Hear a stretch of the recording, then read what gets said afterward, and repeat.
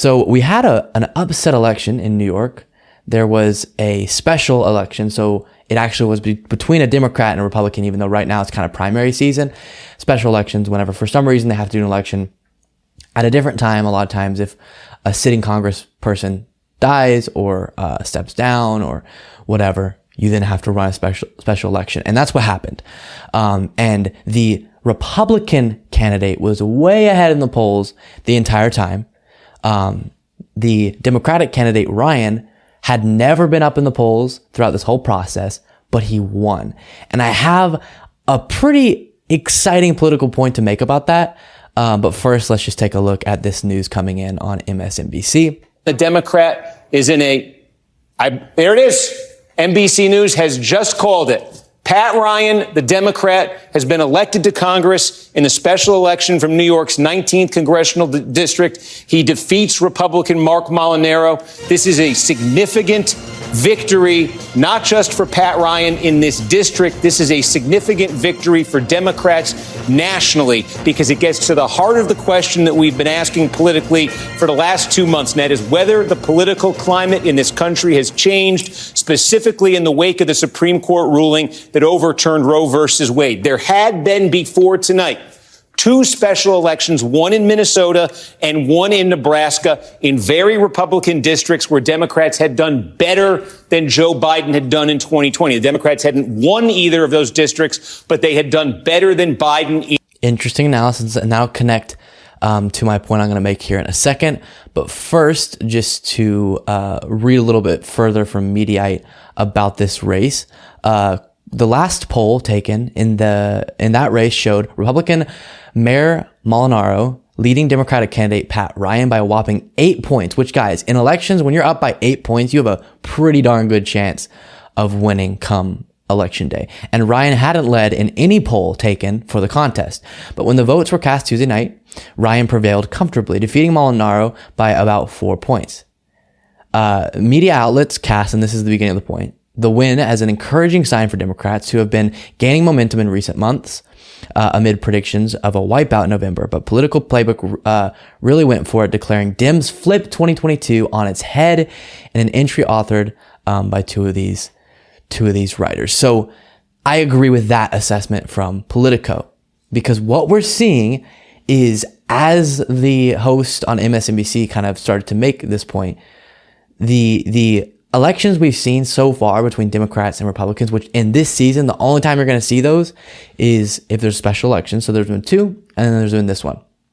The Democrats have outperformed how Joe Biden did in his election, right? Which is always interesting to see because it shows who's kind of actually turning out in these elections and who's motivated and whatnot. And so that's pretty incredible because Democrats were really motivated to get Trump out of office. And then add on top of that, this election, and then add on top of that, the Kansas abortion direct ballot initiative, which, if you forgot, in Kansas, they had something put directly on the ballot in one of the primaries that allowed people to vote to take out of their constitution abortion rights, which Kansas, red state, didn't do that. They went 60% in the direction of keeping abortion rights in their constitution. 60%, guys.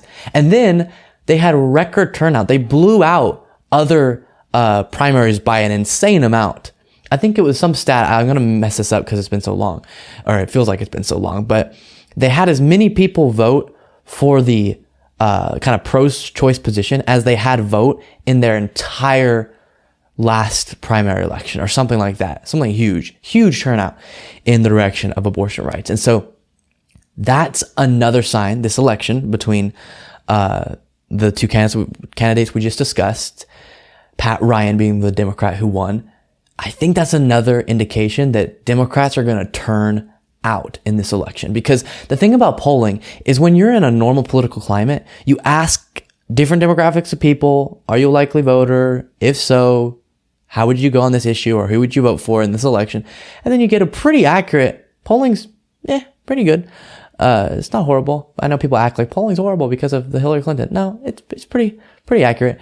Oftentimes it gives us a good analysis of where the climate stands at that given moment. It's not necessarily prediction, but it kind of checks the pulse a little bit.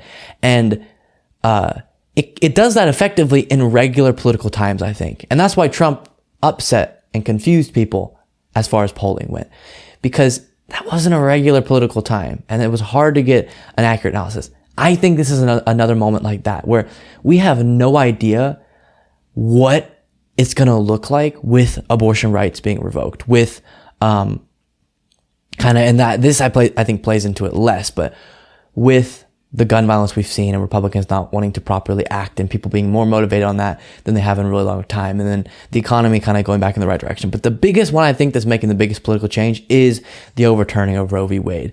And like we saw in Kansas, record turnout in the pro-choice direction.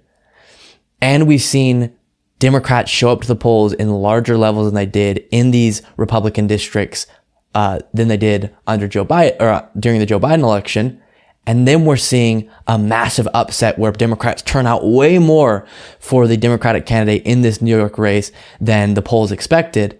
I think we're going to see that in the midterms. I think we're going into a very hopeful midterms. Now, all of you better go vote because we got to make it happen.